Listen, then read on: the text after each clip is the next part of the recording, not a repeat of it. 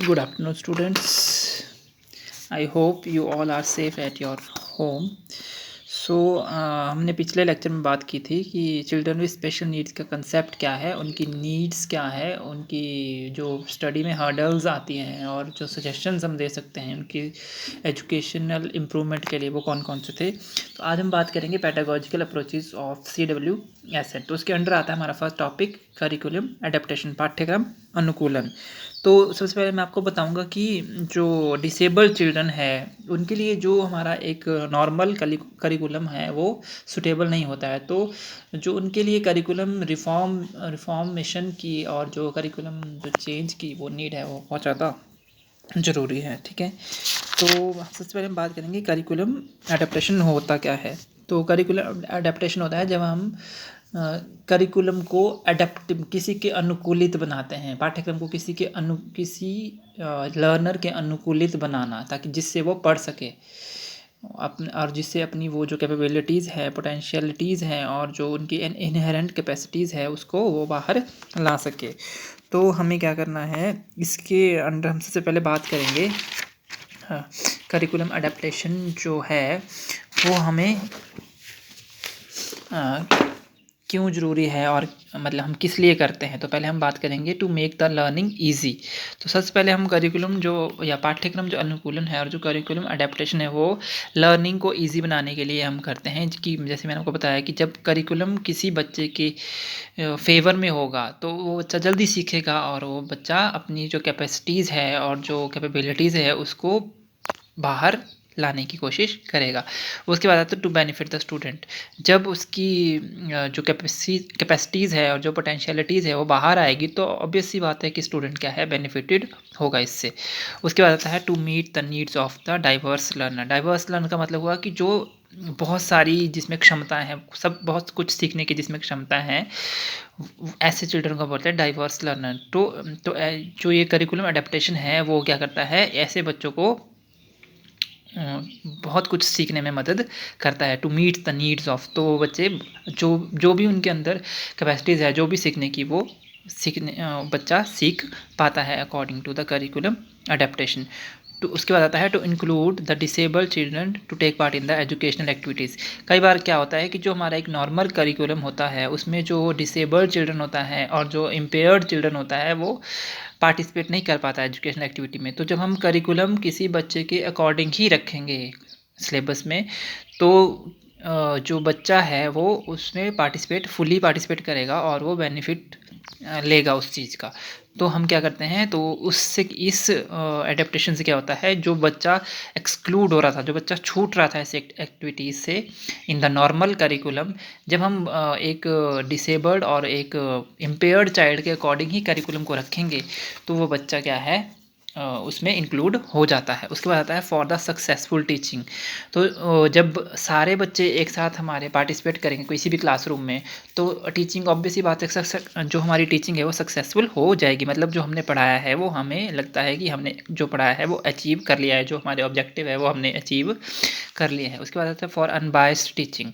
Unbiased teaching का मतलब कि हम पार्शियलिटी नहीं होती है कि हमने किसी को ज़्यादा फेवर कर दिया, किसी को नहीं करा। तो इसमें क्या होता है, जब curriculum according to the learner होगा, according to the needs of the student होगा तो टीचिंग जो है वो अनबायस्ड होगी। और फॉर द सक्सेसफुल लर्निंग जो अधिगम है वो पूरा सफल तरीके से होगा, मतलब बच्चा एक अच्छे तरीके से सीखेगा।